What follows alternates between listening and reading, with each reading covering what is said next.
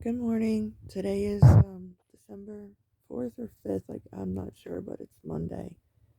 Um I woke up feeling crappy, just like not any kind of seizure symptom crappy, just again, it's hard to explain, but sometimes I can just wake up and feel like I'm going to have seizures today, and there's no pinpoint normal like seizure symptom that I have of why I'm feeling that way. I just wake up feeling crappy and like I don't know, kind of like a little confused, like my brain's not working as fast as it should be. It takes me longer to process things. I it's just you just feel like crap kind of. I don't it's hard to explain. It's hard to explain even the seizure things that I get, let alone this when I have like there's no actual symptom. It's just like this feeling that I just get throughout my body that I'm just like I just feel like I'm going to have a seizure today, and without any seizure symptoms whatsoever.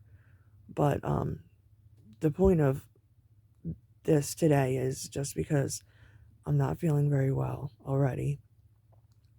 I take Breviact. It's supposed to be 50 milligrams. I'm having problems with my doctor with that, of course, but trying to fix it. But taking 50 milligrams in the morning and 50 milligrams in the evening. It's probably it's not, I wouldn't say cutting down my seizures.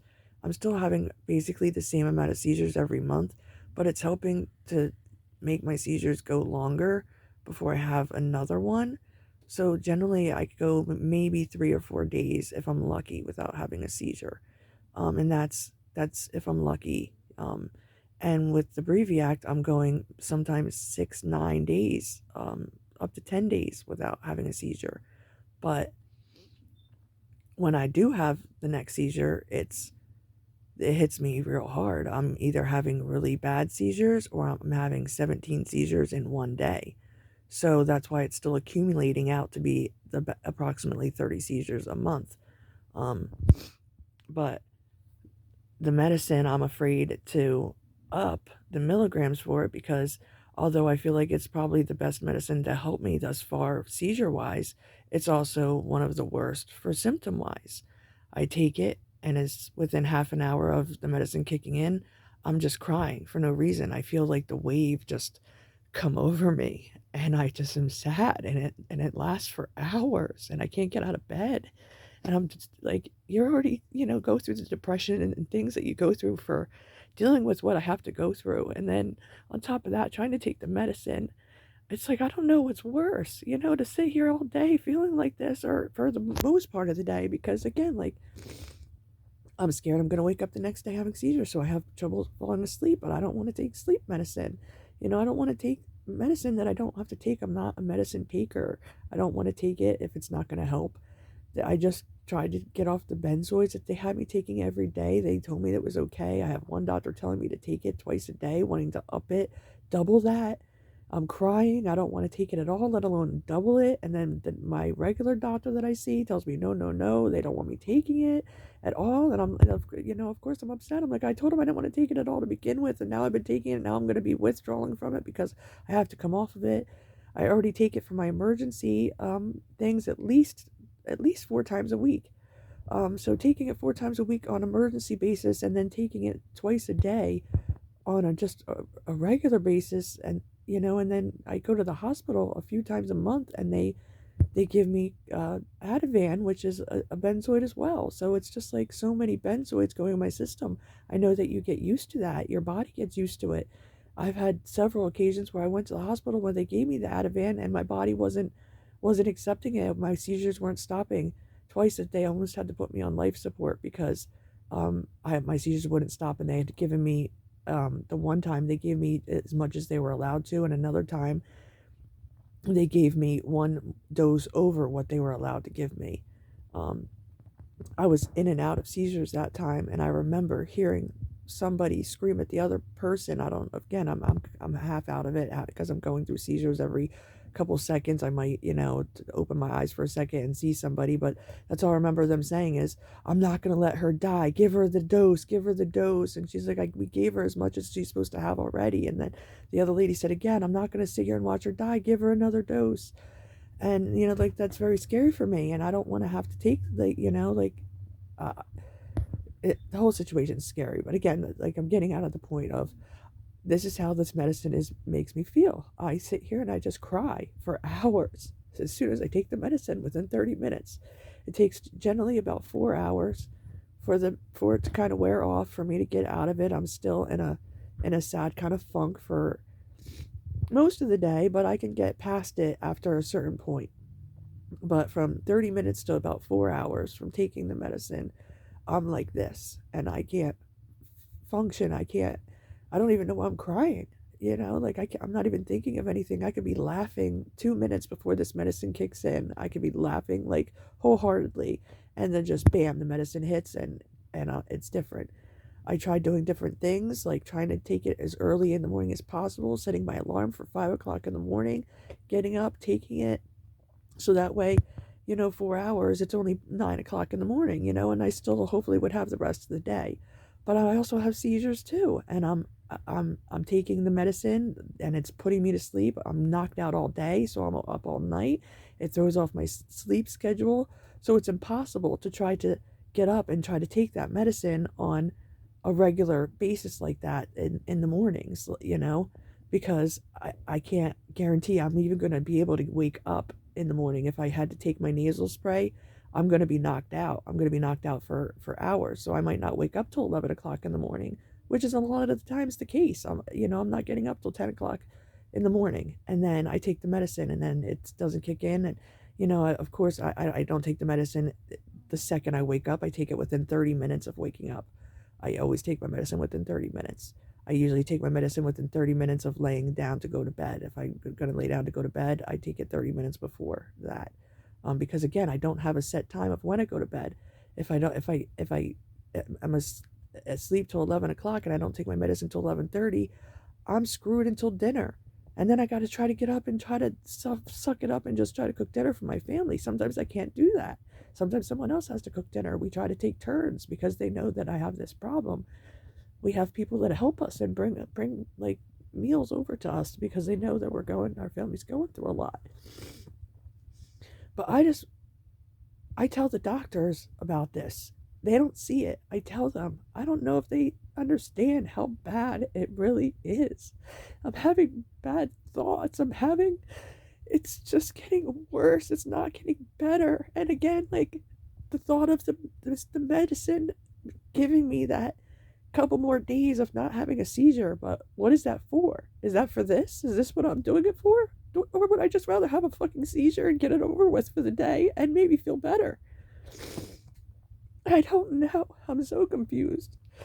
I'm not all the time happy with my doctors. They don't call me back. I'm not saying all my doctors. I have some wonderful doctors, and again, I don't want to say the name of the doctor or point out because I'm afraid that is going to cause repercussions on me because it's caused repercussions in the past, I feel like. And so I'm not going to say it, but I've called one of my doctors, one of my main doctors, 8 times, 8 days in a row because I was having so many seizures. And I didn't know if I should go to the emergency room or not because they were just my regular vocal seizures. They weren't grand mal seizures.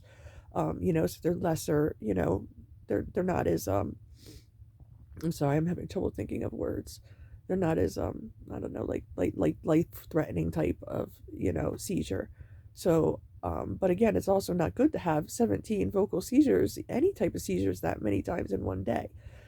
So I kept having them day after day. I'm having 6, 7, 8, 9, 10, 11, 12, 13. I'm calling them. My husband's calling them 8 days in a row. Left messages. We would call after 3 days of calling, and they would say they have no record of us even making a call to them for the previous 3 days. I still, the time that I'm talking about right now, have never gotten a call back from my doctor for that. I called my another doctor, my primary care physician, who I absolutely love, and she told me go to the hospital. So that's what I did. But it's just when you're going through this, and you don't really have doctors that you feel like you can trust, and then you're also going through, like, not just the seizures, but everything the seizures come along with it. I'm sad when, of course, I have a seizure. I'm out for the day. I can't even just get up and clean the house with seizures. And then, you know, if I go 5 days without a seizure, then that's like, it takes me a couple days to come from having a seizure before I can get out of bed. I'm sore, I'm tired, I'm exhausted. So I might have like 2 good days where I can actually get up and clean my house and feel good about myself. And that just doing that will keep me going. Just knowing I can get up and do something, and I'm not just laying here in bed like, and I can't do anything. But now taking the medicine now for the last couple months, it's like I get no break. I get no day where I'm up and able to get up. And when I do, I'm forcing myself to do it. I'm crying as I'm doing it. The medicine also gets me dizzy and lightheaded.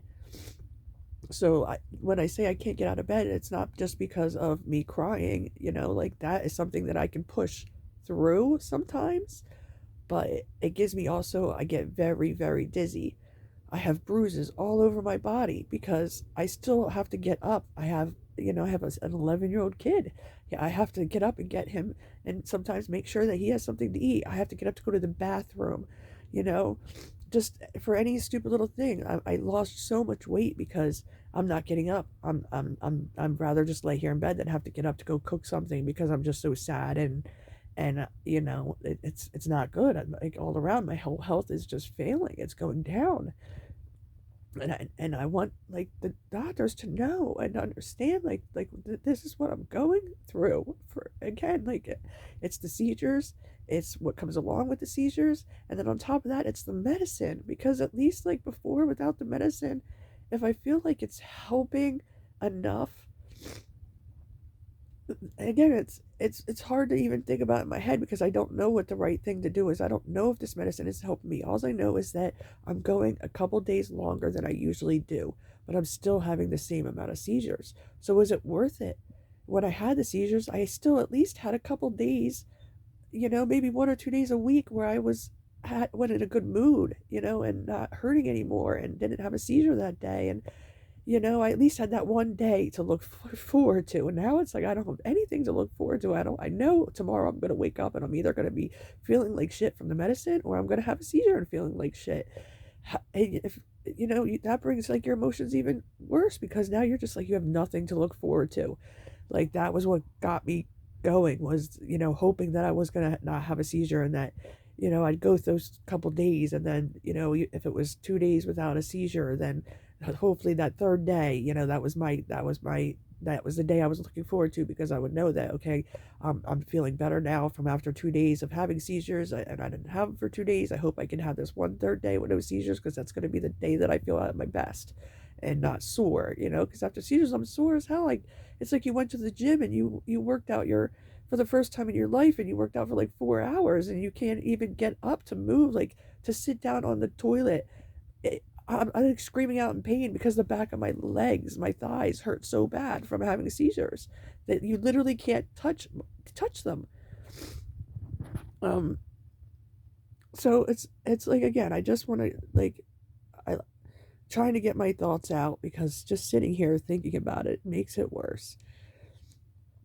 I don't want to burden my family like every single day with like sad things, and I feel like it's a burden on them, like I'd want to be there for them, and I understand that they want to be there for me too, but it's more of like me in my head. I don't want to do that to them. I feel like I'm already upset. Like it's only going to make them upset because there's nothing they can do. There's really nothing that I don't know if anybody could do. It's just something I have to live with or deal with, and I'm hoping to be able to qualify for a surgery, and I just try to get excited about it, like, okay, like, but at the same time, it's like I feel so broken. I can't even get excited about it because I just feel like something's going to go wrong. I'm not going to be able to get the surgery. The surgery's not going to work. I used to be such a positive person. I used to be able to just talk myself out of negativity and just be really, really positive, and I'm having a really, really hard time doing that now. Everything just keeps going wrong. My last doctor's appointment was canceled. I was looking forward to getting my answers to see if I was approved for the surgery after all these tests and everything that I've been going through and getting to see if I'm able to get the surgery. The first doctor's appointment, they sent me to the wrong doctor.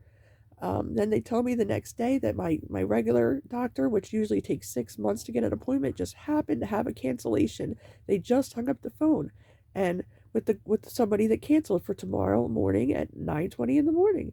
So I literally just am so relieved that I don't have to wait, and I didn't start crying in front of the appointment people out of relief that, oh my gosh, I can get in tomorrow. Like, I never thought that was going to happen. I was devastated when I found out it was the wrong doctor, and I was crying in the doctor's office. And then I calm down and I go out to make the appointment to make with the correct doctor. And then I go to the doctors, and again, it's a whole different story of how much it takes me to get to these doctors. I don't drive. I can't drive. I have to have family members take off of work, to take me to, I don't have money to even offer them. I don't have gas money. We don't I don't work, like we're on food stamps, we're on public, or assistance. So sometimes coming up with $20 in gas to get there is okay. Well, we're not going to have milk this week now, because we go through 2 gallons of milk a week, and we're going to have to cut out a thing of juice. But what are we going to have to cut out to make this gas, to make it there?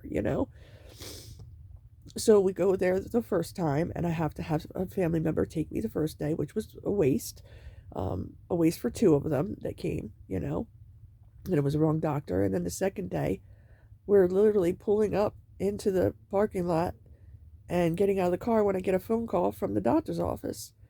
And they're telling me that my appointment, that they're so sorry, but they made a mistake and there was no appointment available for that day. So I'm like, okay, well, did she just bald-faced lie to me? She was happy for me too. She's like, oh yeah, I can't believe it. Someone just hung up and canceled their appointment for tomorrow at 9:20, so we have an available spot for you. So again, like, what happened? What do you mean you made a mistake? What was the mistake? They couldn't tell me the mistake. They couldn't tell me anything. Now they tell me that they didn't even want to see me until I saw another doctor, which they made the appointment for. So of course I'm upset, I'm sad, I'm getting mad because they're not answering the questions, or they're kind of going around. Again, it could cost us money that I didn't have to get there that day. We made it all the way there before I even got a call. I was there 20 minutes early, like I'm supposed to be. If I don't understand why they didn't call me beforehand. I also, with the same doctor, was on a video call with them for 3.5 hours waiting for them to get on the video call. And my husband finally comes in, so I have another phone because I don't want to hang up, because I'm like, as soon as I hang up, I know that's when they're going to say that they came on. So he comes home and I call them from his phone. They don't even know I'm on there. They like totally forgot about me, and they tell me that my appointment was canceled. And so now, of course, I'm infuriated. I'm like, well, how was my appointment canceled? I have my chart. The appointment still shows on my chart. If you canceled it, it would show canceled on my chart. How did you get in contact with me? How did you try to get in contact with me? Did you call my phone? Did you leave a voicemail? I have no voicemails. I have no text messages. I have nothing from my chart. I have no cancellations whatsoever. But they left me on hold for 3.5 hours, and then came up with the same reasoning that they didn't want to even see me until I got a certain test done. Well, why did they call me and made the appointment? I didn't even know that I had the appointment, so I went on my chart, which I check every day, and I saw that I had an appointment with them, that they made the appointment. So I'm just like, okay, well, great. Anytime I get to see my that doctor, she's very hard to get a hold of. Like I said, I don't get calls back. So anytime I have a chance to see her, I want to. I'm gonna figure a way out. If I have to walk, I'm gonna do it.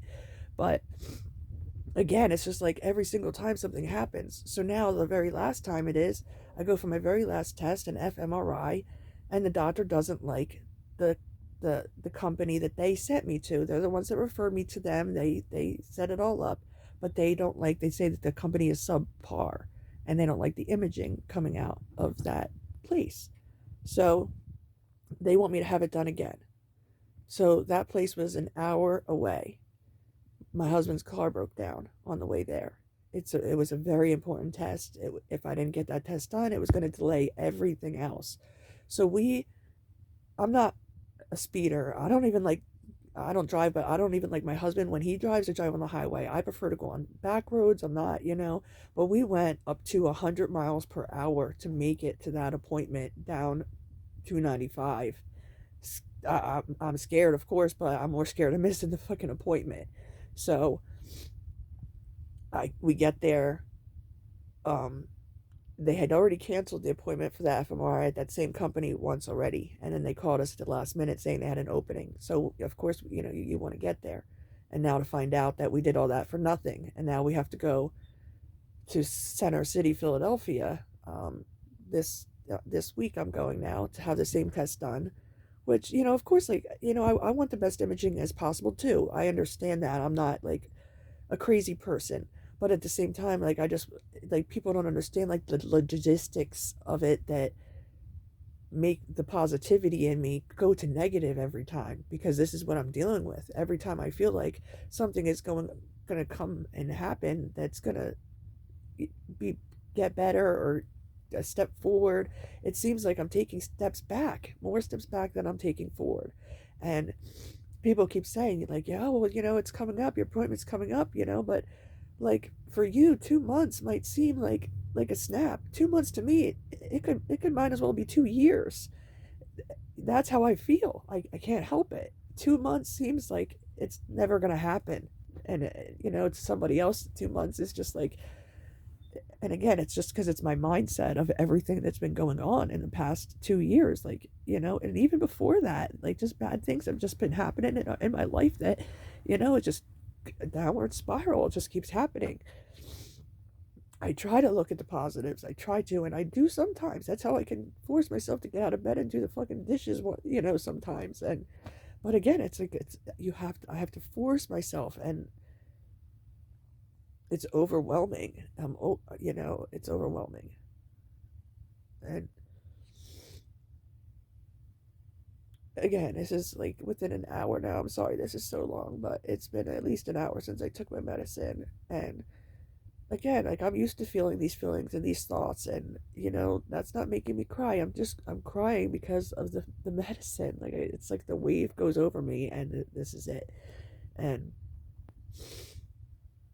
um I guess I think I'm gonna end it now because I don't know what else really to say. I'm kind of just upset, and this video was only gonna go to 26 minutes, and it's already at 22. So, but I just wanted to have it on here to just, if I ever have the balls to show my doctors, like, this is what this is doing to me, then at least I have that option. Have a great day, everybody.